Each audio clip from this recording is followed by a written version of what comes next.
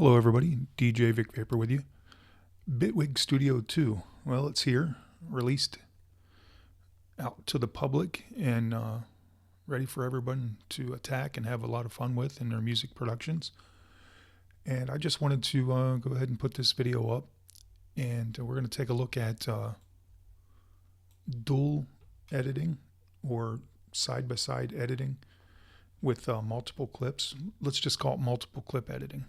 That sounds like something right there, doesn't it?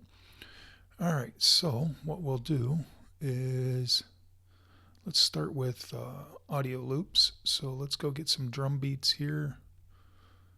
Something easy and simple, never too complicated. So let me hear what this guy does right here. Yeah, that'll work. So we're going to drag this guy over, drop it in a clip. We'll say clip 1, audio 1. And then let's take a completely different folder and a completely different clip. And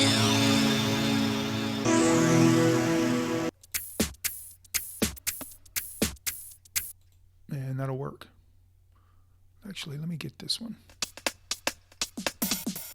Yeah, we'll go with this one. All right. So now we've got two clips loaded. Audio 1, audio 2. Here's a clip, and here's a clip. We can play them. And whatever we like. Easy stuff, right? Let me move this guy out of the way. So let's say I highlight this first one. You can tell it's highlighted by the white square pronounced around the outside there.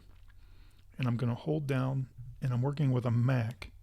So you can hold down Command or Shift and then highlight the other one. Now they're both highlighted. With them both highlighted, I'm going to go down here to our, let's go to Edit. Yeah. So we're going to click Edit. Now, Edit is showing me both clips. And I'm going to scroll these guys, zoom in, open them up here a little bit. And what you might see when you first click Edit is this. This may be just like one clip that's highlighted showing you, even though you have two highlighted. So what you want to do is look at this little collection of like folders or a stack of papers or something like that, whatever they want to call this icon. You click this guy, and it's like a multi-layer icon. So now we've got two layers visible to us. Our two selected layers from the mix over here are now available to us on our edit screen. And what's cool about this is now I can swap these sounds back and forth between these two and create my own complete loop. So let's do that. So there's a couple shortcuts that exist so for your editing tools. So let's put good use to those. So let's hear which one's playing first. Okay, so the bottom one is the one we're playing right now. So up top you can kind of tell there's a kick, there's a snare, a couple hi-hats. It's why I picked an easy loop. You can kind of see what's going on there. So on the snare, I'm going to hit number 5 on my keyboard. It's going to give me my knife, and I'm just going to cut that guy out. Go back to number 1 on my keyboard, and that'll give me my pointer tool, and now I can just hit delete, and that guy's gone. And let's go down here, and we'll hit number 5 again. That'll give me the knife tool.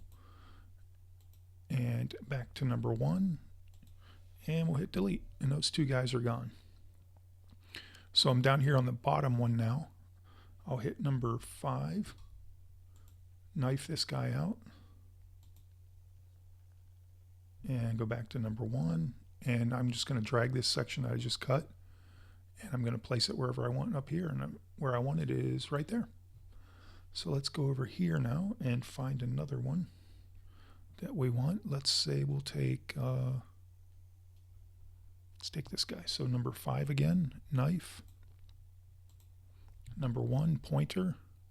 Let's drag and drop this guy. We'll put him,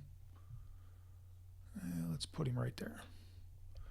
So now I've just taken audio events from here and put them into this clip. So let's hear what we've done. Let's go back to our mix, highlight this guy, play it.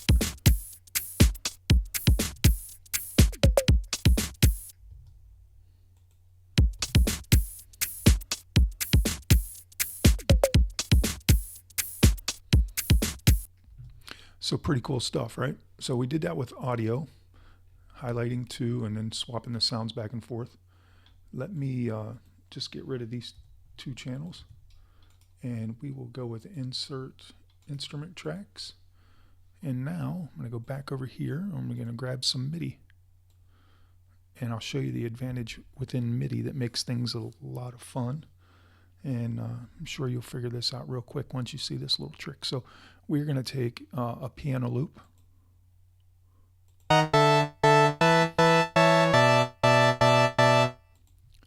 And I'll drag it over.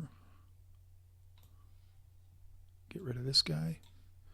And now with the piano loop selected, I'm going to hold down Alt on my keyboard, drag and drop.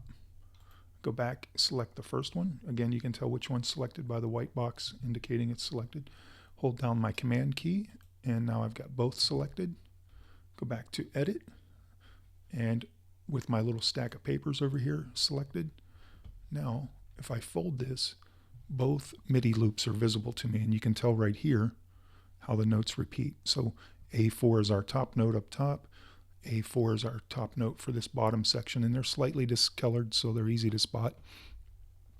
So what's the advantage of doing this within MIDI?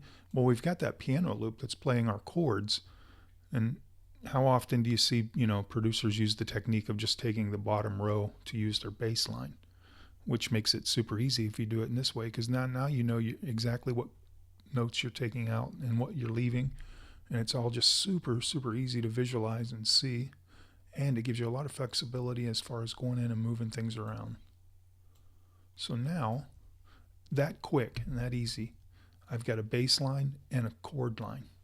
And that was that simple and that easy. So there's my bass line right here, and there's my chords. I mean, it does not get too much easier than that. We'll go back here, and let's just say we'll label this guy chords, and we'll label this guy bass. So all we have to do now is the polysynth has got a chord thing going. I won't really worry about sound design. And let's just go grab us a bass real quick here. I'll grab something from the polysynth again. Just maybe some easy preset to find here. Let's go with, say, like bass 2.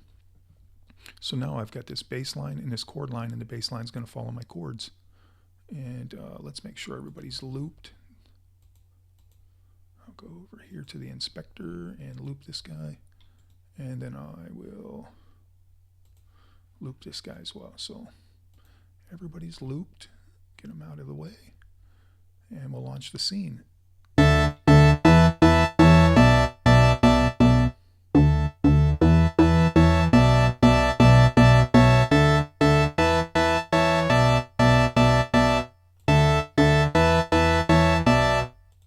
And just like that, we edited a bass line from a piano chord line.